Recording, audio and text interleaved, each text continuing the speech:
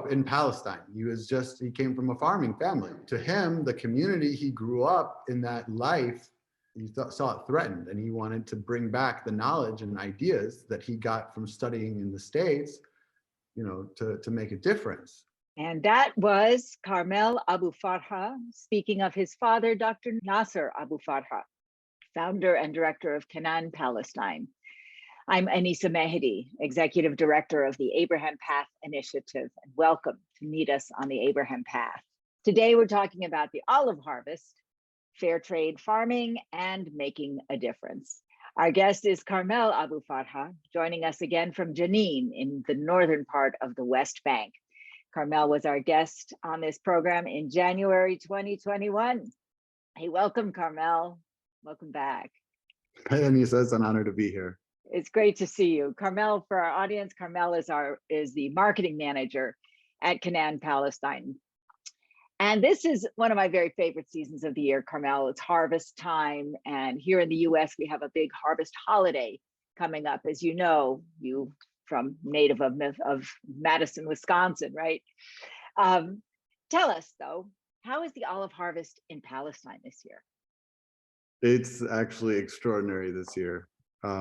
Like, farmers are experiencing 2 to 3 times what they actually usually get. Like, a tree will normally give you like 1.5 like bags essentially. That's about 50 kilograms, and they're getting like 2.5, 3, sometimes even 4. And yeah, like our press at Canaan, it's working 24 hours a day since like late October. This is our time to shine, and this is everyone's super focused, and it's just a really fun time of year. Yeah. Well, that's such great news, but what makes this year's harvest so different from, say, last year's? Well, we actually, we had this really cold winter. The blossom happened late because it was cold, and it prevented the olive from developing, and the olive developed up in May, and that bypassed this like really hot, dusty wind that comes from the eastern deserts, and that basically saved a lot of the olives from being damaged from that wind. And so all of our olives that were budding from the blossoms actually stayed, and that's what makes it so amazing. Yeah, nature has its way, doesn't it? The weather is very, very influential in that regard. It always, it gives us good rain some years, and good cold, and the diversity of the plants, and gives us that dynamic of, sometimes you got different places give you a strong bounty of the harvest. Yeah.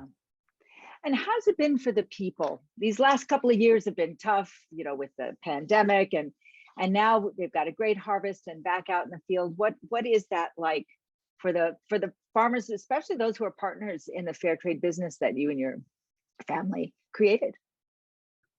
Farming, and in general, it's especially with the farmers we work with, we created stability in being a farmer, and the farming life is a really beautiful life. They're outside, they're in the fresh air, they're in nature, they're connecting, they're eating fresh food all the time, they're spending time together in their work, they're moving. And for the olive farmer, it's good times, and this harvest like this is extraordinary. Like I said, they get, we set the price with them. We have this sit down, and we get to negotiate, how we think the harvest is going to be, and in a harvest like this, it's incredible. It makes a big impact on how you plan your finances, because this you get a big fat check from Canaan this time of year. We pay the farmers 2 weeks after they deliver their olives to us, and we buy the oil, and that's that's the way for the farmer to plan for their other crops throughout the year, and also just build their life, send their kids to college, build their house, make other farms. Right, build a future. Build a future.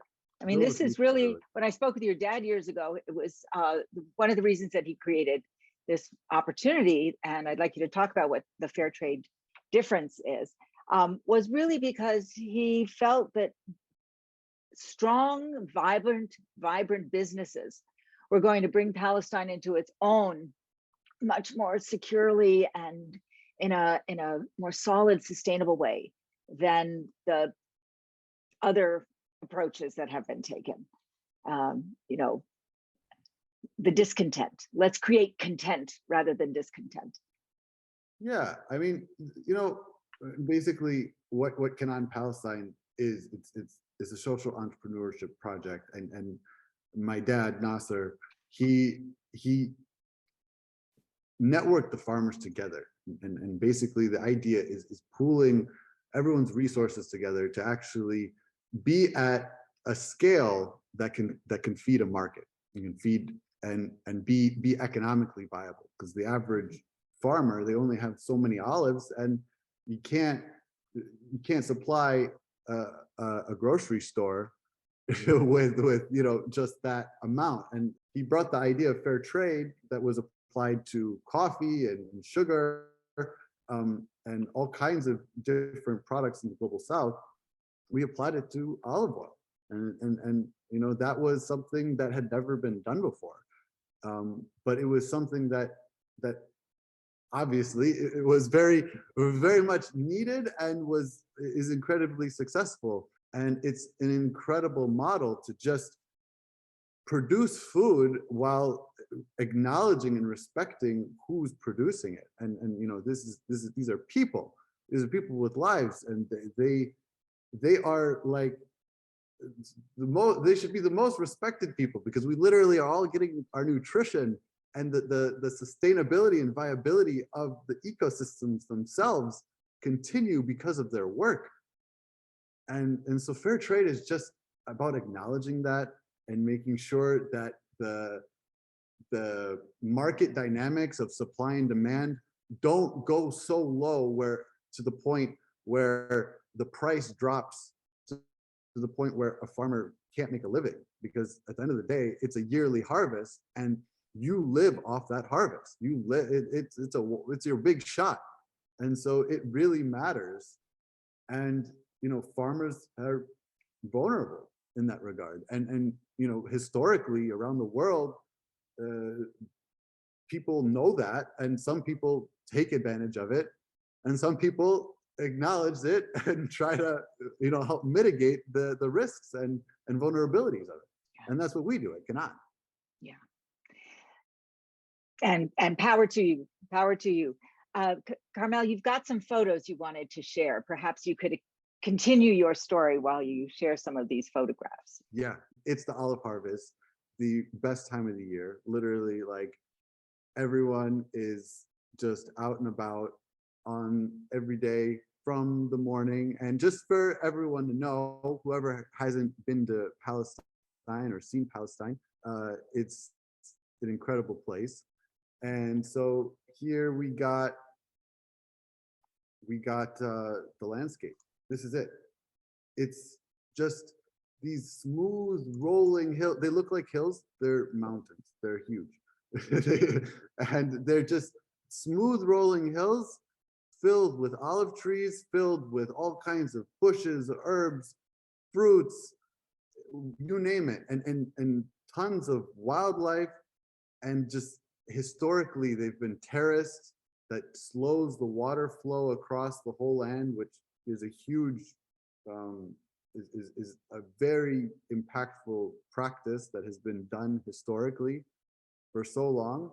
And so this is what Palestine looks like. It's a very natural setting. It's a setting that you're walking through it, and you're just walking through like a little food forest paradise. That's how I feel when I'm walking through it. Like, and basically this is what the olive harvest is all about. this is what it looks like. It's families going out together and connecting with their land and is celebrating all of their hard work throughout the year, and just harvesting the nutrition for themselves and to share with people.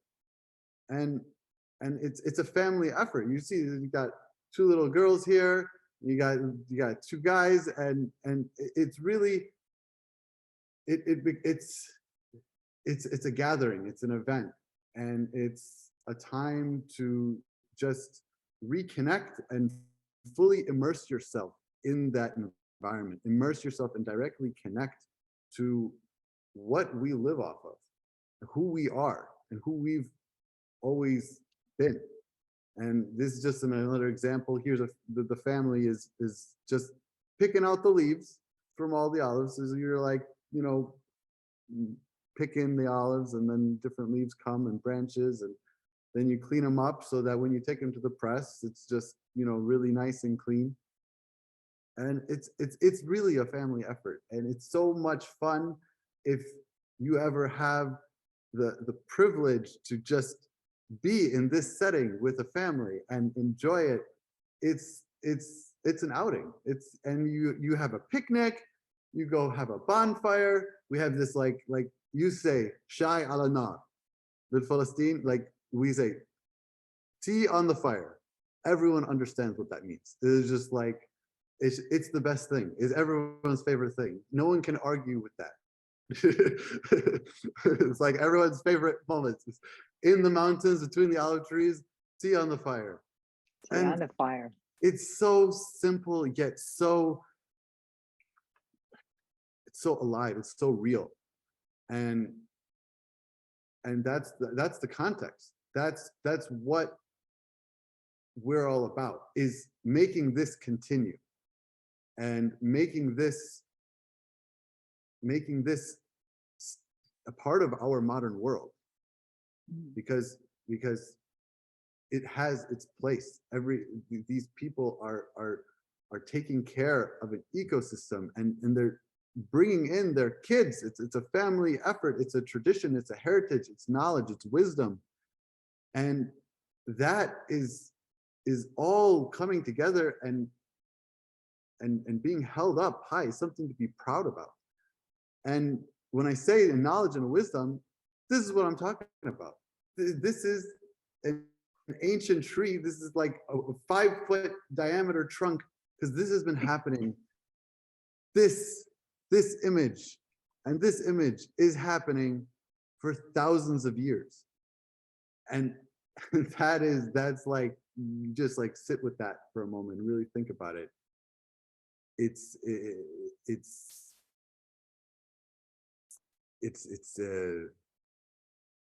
speechless. Inspiring. In today's world, Karmel, when so many, it seems that children are leaving their traditional family businesses and they're going off back, they're going to cities, they're going elsewhere. Is that a threat to the Palestinian farm family also? Well, absolutely. It is a threat. Of course. This is, the modern world, and going to get, live in the city life and have access to things. It's with the internet, you see all these big wow lights and things, and you think that, some people can get the impression that this is old stuff. Oh, this is traditional. Who wants this? Who cares? But the reality is that this is our future of how we exist, right? Where we get our food. And not only that, but systematically, you need to make it practical. And that's the point, is you can't be, at the end of the day, it's hard to be proud about all of this history and heritage and actual lifestyle if you can't make a living out of it. You can't actually,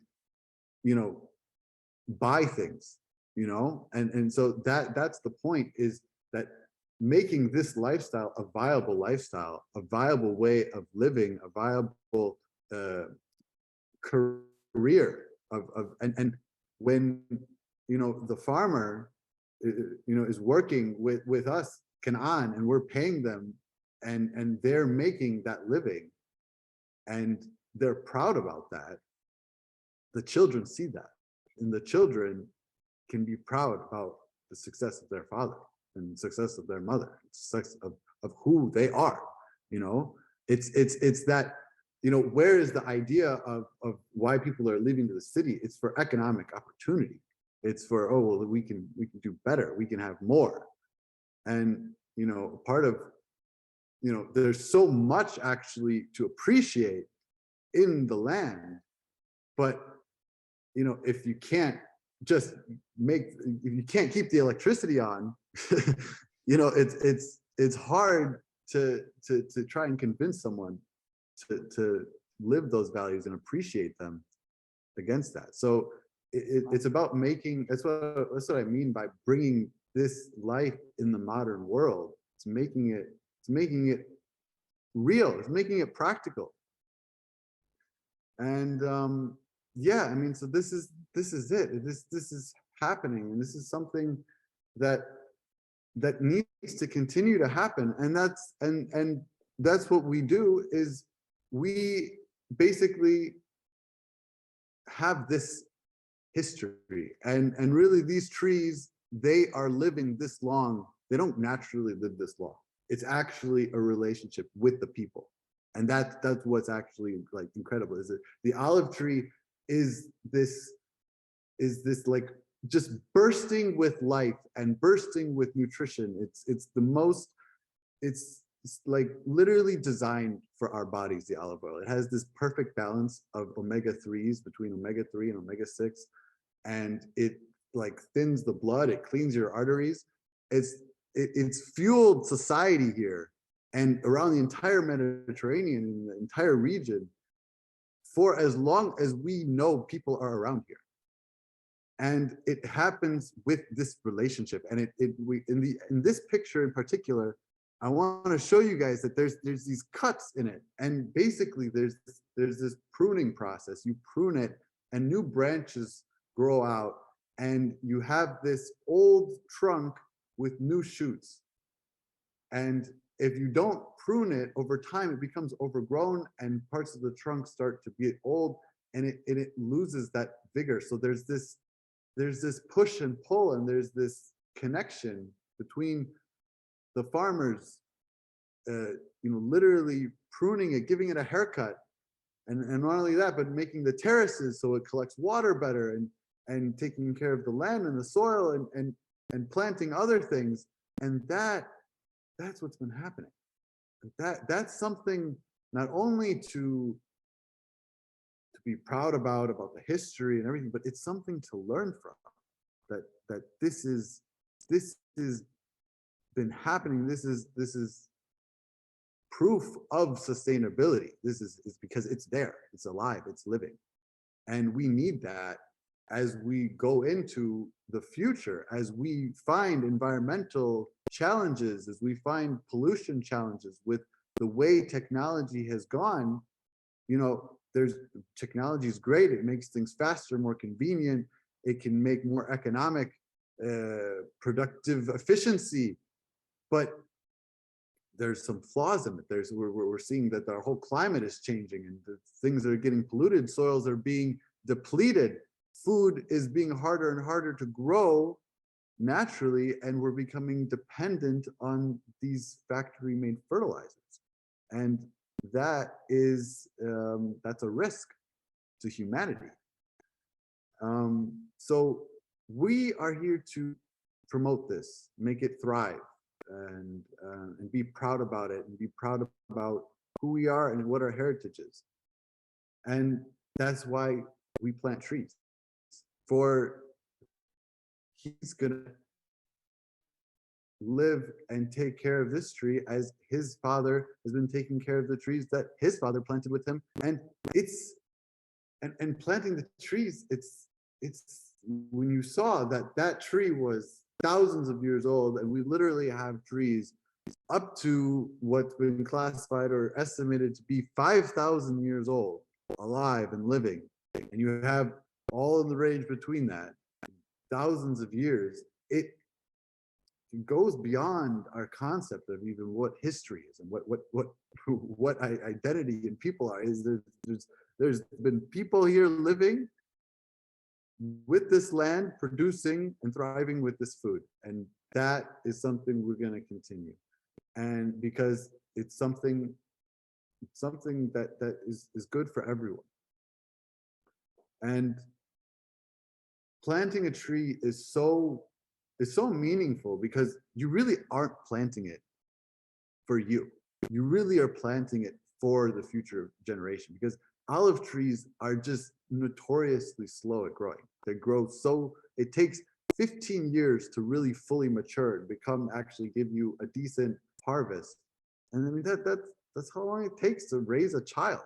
And so when you're planting trees, you plant a new orchard, you're going out and looking after it and making sure it's well watered, and making sure it's establishing its roots and fitting into the landscape, like you make sure and take care of your children and make sure they're getting up on their feet, and that is, I mean, that's to become a part of the family. The land is a part of who you are, because it's a part of who your future is.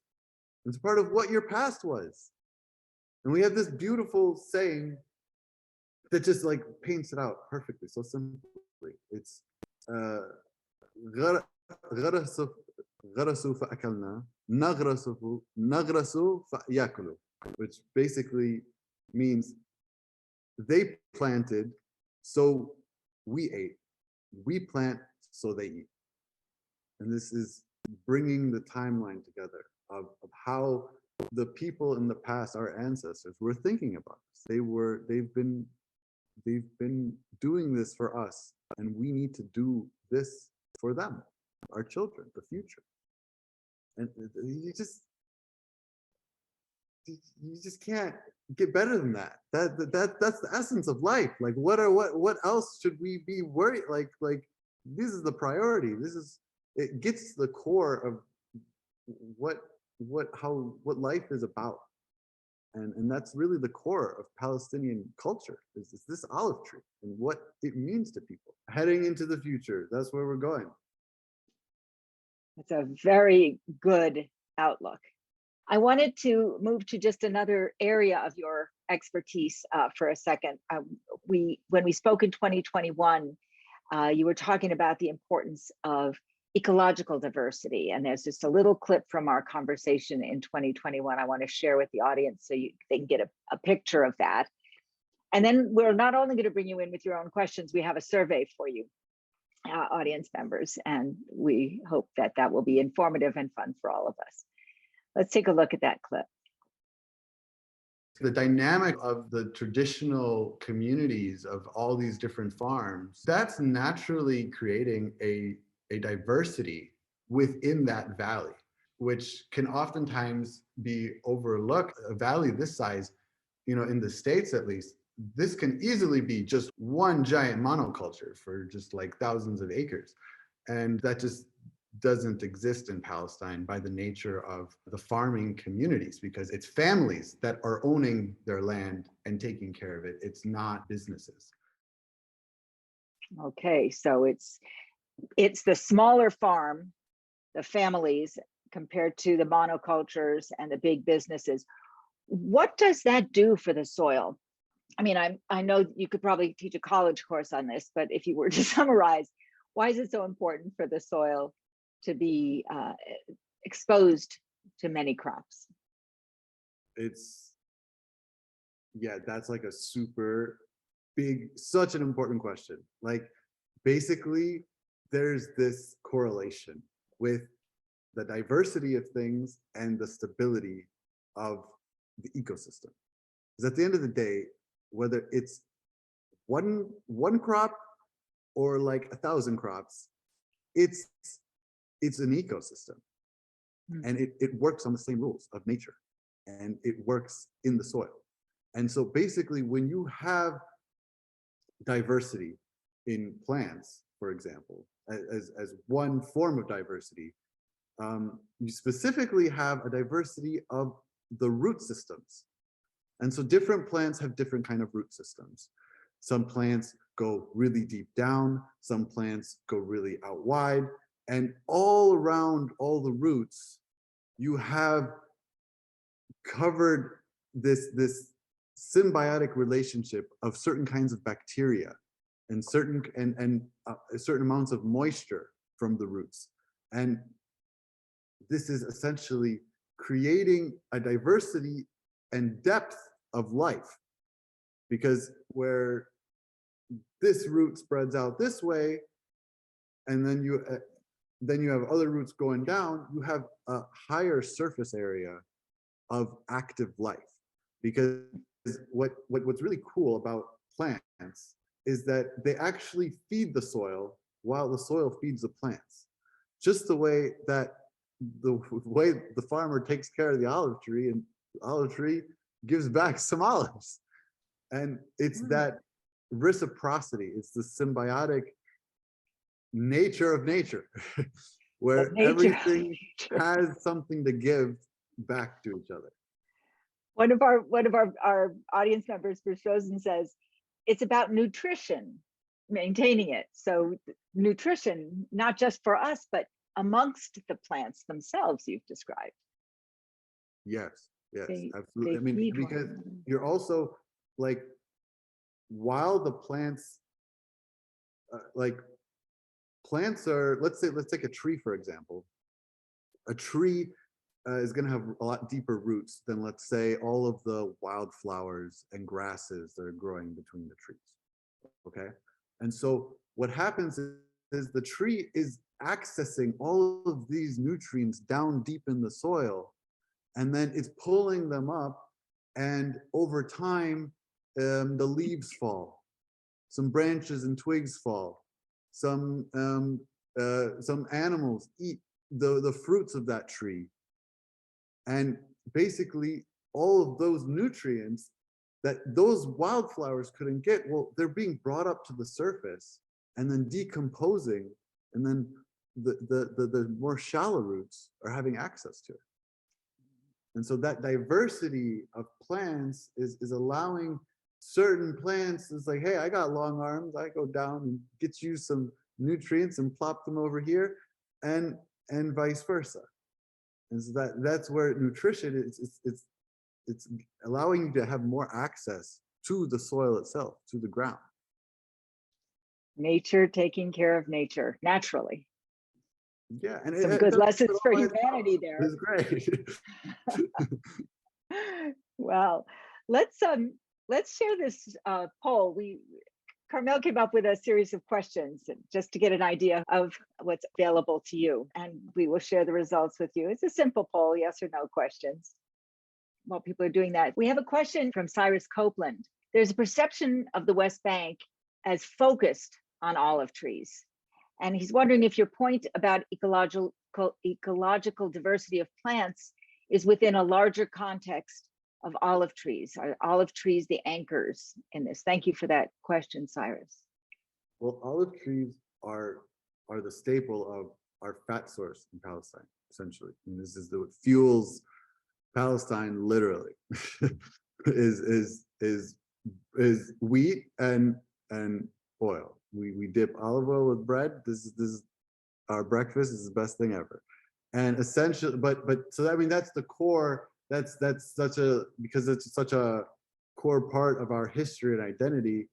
You know, it becomes, you know, a big part essentially of our identity. But it's not, the land isn't just olive trees. It's not a monoculture of olive trees. It's way by far the opposite. It's actually a very wild place with a lot of happy olive trees in between.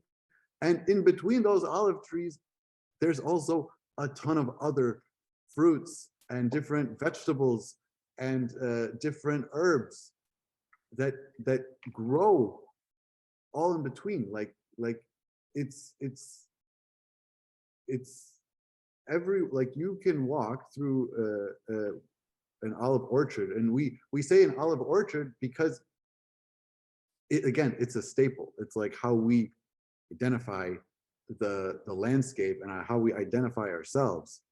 But there's figs, there's grapes, there's kharub, which is carob. there's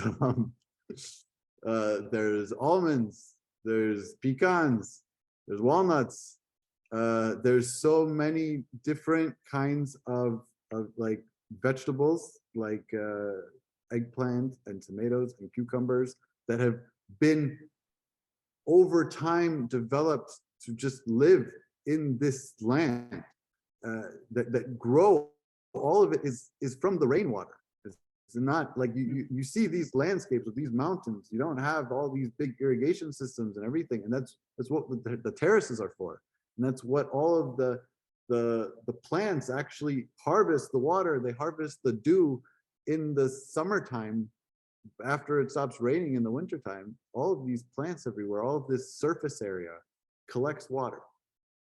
And so, no, by far, no, like Palestine is for sure about olives, but literally the most thing I was surprised about is everything grows here. I mean, it's the Mediterranean. We have just a very warm, dry, happy climate. And for those of you that know Californian weather, very similar, dry, hot, nice all the time, pretty much. And that's why California grows a lot of stuff too. But they don't grow it the same way we do. But yeah, things are very integrated. It's very traditional to have all kinds of plants, all kinds of trees growing together. It's a food forest. It's a food forest. We're going to end the poll and let's see what the results are. Do you know farmers in your town or region? Most people do. You know, it's nice. That's nice. Good on you guys. Yeah, right. Do you eat locally produced fruit and vegetables? By far. By far. Where do you get your produce? Grocery stores, farmers market. Those are the two options. Or I grow my own food, and surprise, combination, grocery store, farmers market, and grow own food. I've grown tomatoes for many years and cucumbers, but never gotten to a place of self-sustaining. But it is really exciting to grow my own food. Is it important to live close to your food source? Look at that, 93%. Let's start there with why that's the case. Why is it important to live close to your food source? And I invite our audience members to please, go ahead and raise your hand. Maybe something to say, because I think this audience, they got it straight away. They're just like, it's important stuff. Well, one of our audience members writes it's environmentally critical to live close to your food sources. Sure. Critical. Why don't you start, Karmel, and then maybe we'll hear some. Yeah, for sure. I mean, for me, it's the importance of locally produced fruit and vegetables is it's access. It's access to nutrition. It's sovereignty of your nutrition. It's stability of your nutrition, because being connected to where you get your food from, how it is, having a relationship with that, you have input to it. When you know your farmer, you can understand them, you can have a conversation with them, and you can also support them, because just like when we enjoy the olive oil from the farmers here in Palestine, we're supporting that lifestyle, that livelihood of these families that carry this knowledge and wisdom. And so that is essential. That knowledge and wisdom is essential to carry on. And so it's not just important to support the families here in Palestine, it's important to support the families in your own community that are feeding you, that are there feeding you, or they're waiting to feed you. And to understand yourself and connect with them and engage with them. And from a nutrition standpoint, it's fresh. It's fresh in season, and it's from your environment where you were actually, you could say, literally a part of it, depending how deep you go into it. You could have a very closed cycle of how connected you are with your environment. But essentially, it's that access. It's that and supporting the resiliency and stability of your capacity to access good food. Yes. Karmel, a couple of the questions that are coming our way have a more, let's say,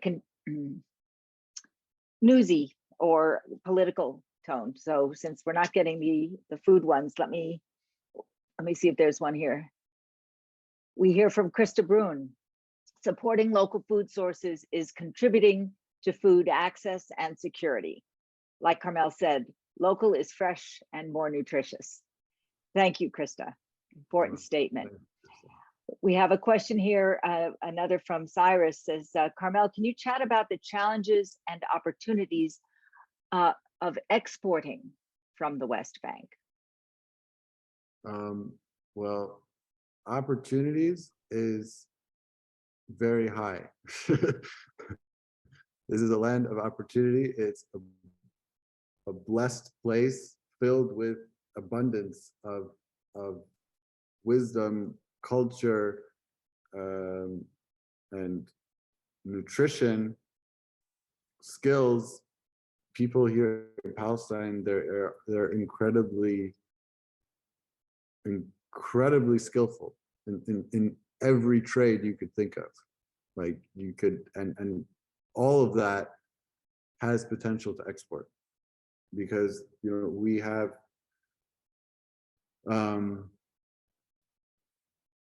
and that's essentially what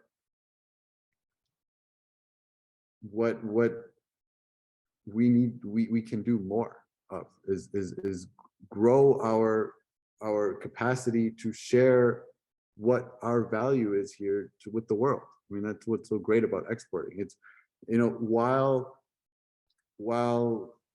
families are being fed in the US and Europe and Korea and Japan, that's creating a system where families are feeding themselves here. And we can create this dynamic of localized food production with regional and global surplus production, where we share our surpluses, the extra bounty of what we have to offer, and fill each other's baskets, essentially. Karmel, I've bought Canaan, Palestine olive oil at Whole Foods, for example. And I'm also curious, I think the question might have something else to do with how difficult is it to get the oil from the factory there in Jenin out of the country, given the political situation. There's no doubt that there's exquisite culture and diversity and variety and wonders to export from Palestine. The question is, how do you get it out of there, given the barriers that are faced? Well, I mean, most of the challenges in regards to that are on the farm level, related to the context of where the farm is located. Certain areas with it's not unknown that there's certain areas throughout Palestine that are near fences, walls, settlement communities that are segregated from the Palestinian communities, and basically through under the banner of security, the farmers will have restricted access to their land, or no access to their land, or just don't have land anymore. And so that's the challenge on the farm level. In terms of exporting, there's a process to do that, and we go through that process, and it's it's you go through the legal framework of what you have to do, that we are allowed to export, so we can, and so we do. And so I don't really see the exporting as being barred.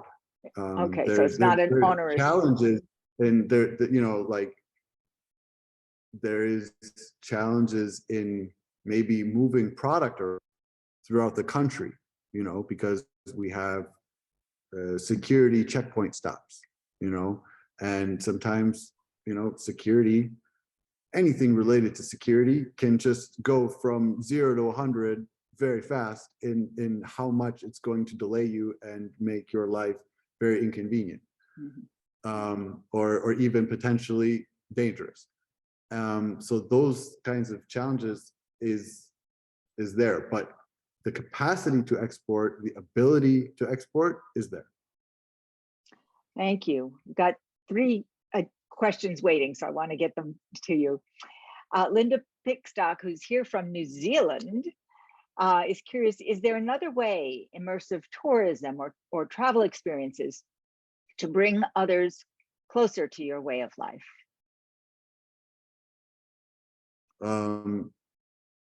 Absolutely. That's a really good way.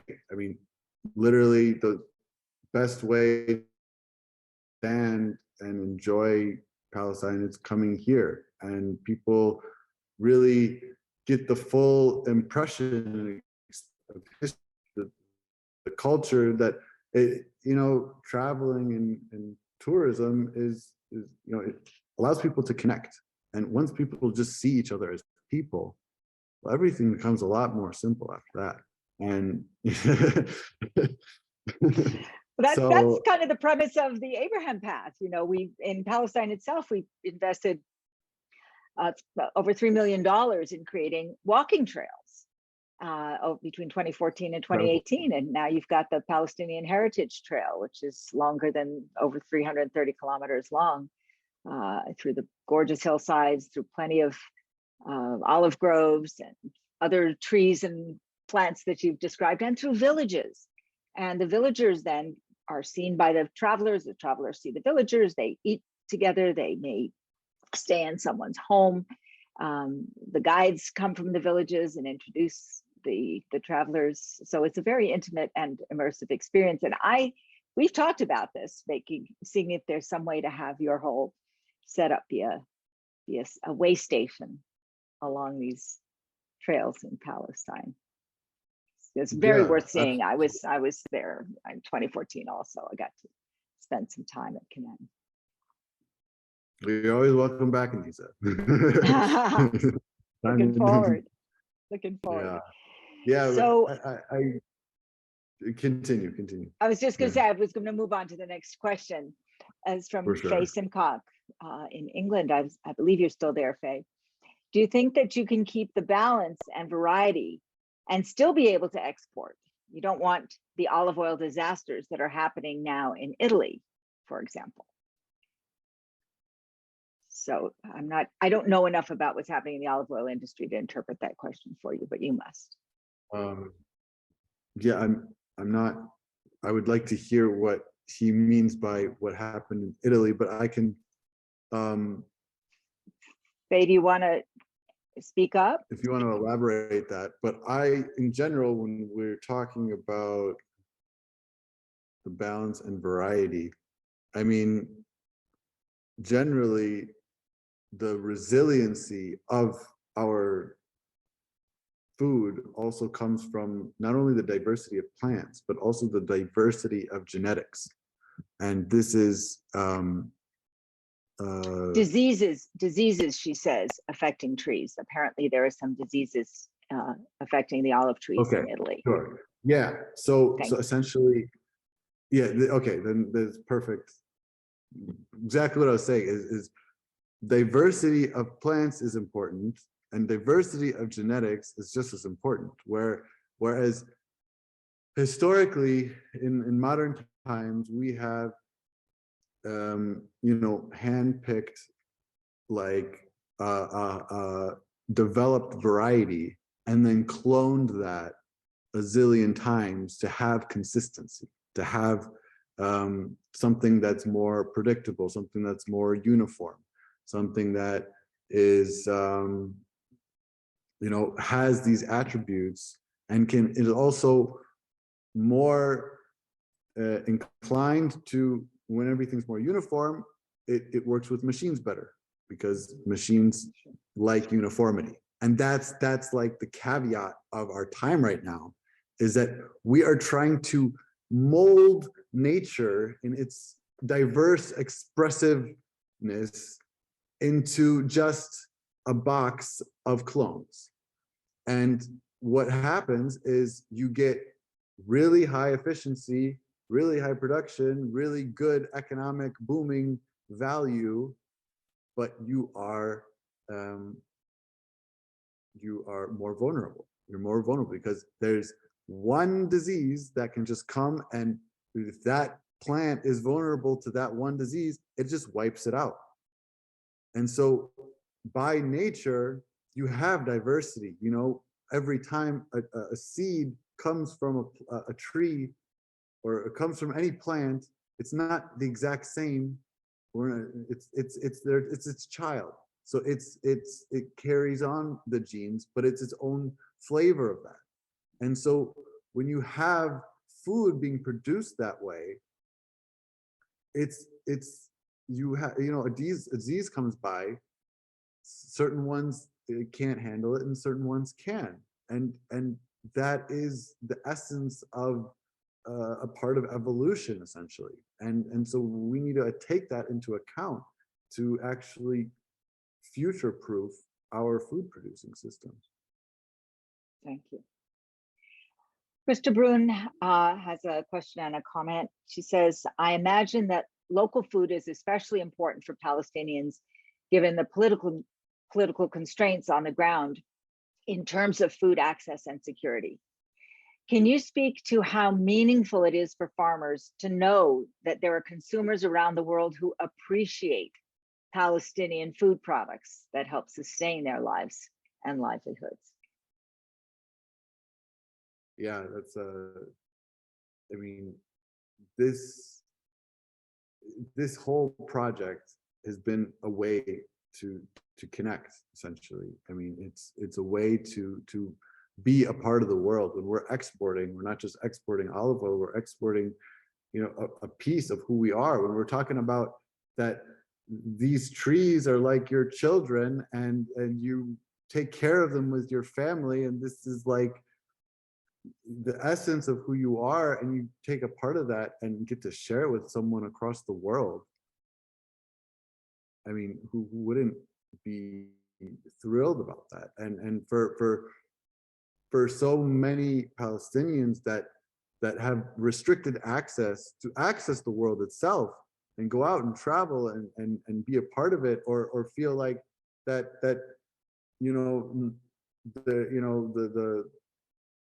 the restriction in hindrance of development here, of what's here so far and what's being developed out in the world, it makes that gap, it bridges it, makes that connection, and it means the world to the farmers.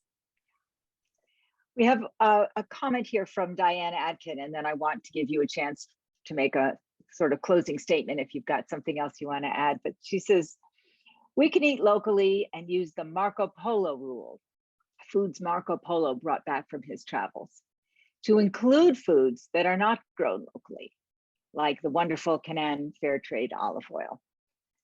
So we bring that into our homes and into our lives as a local food in a certain existential way.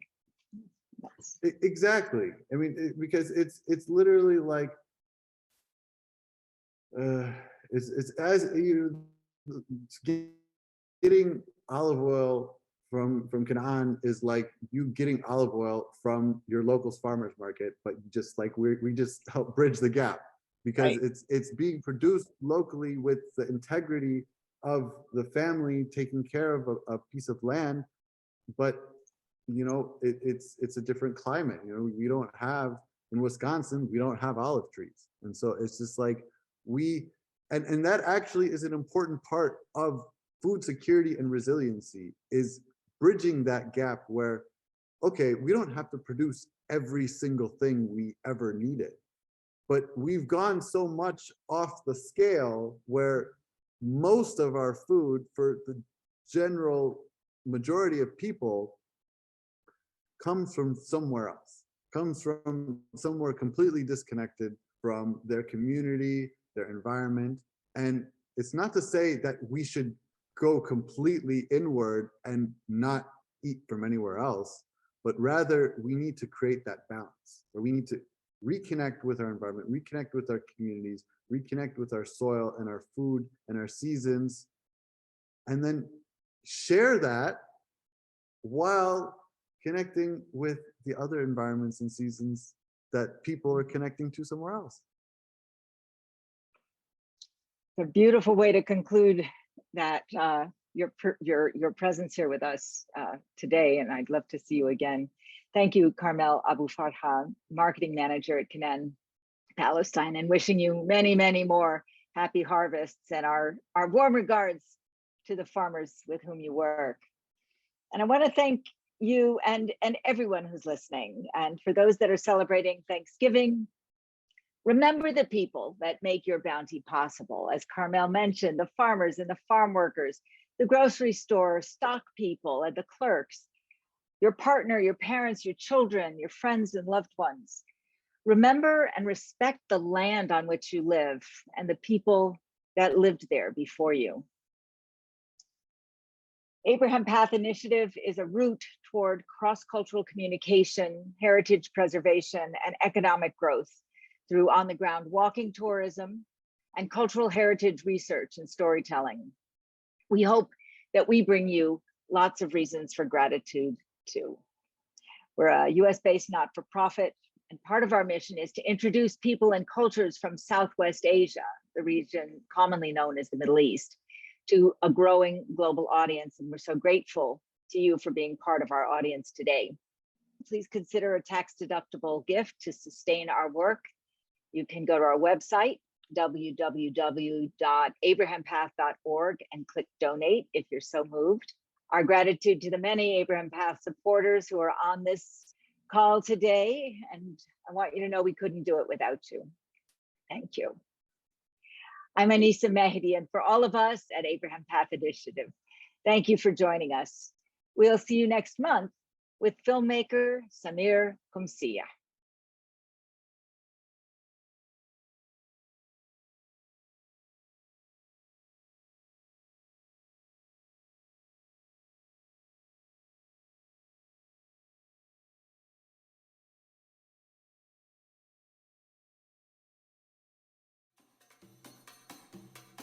احضروا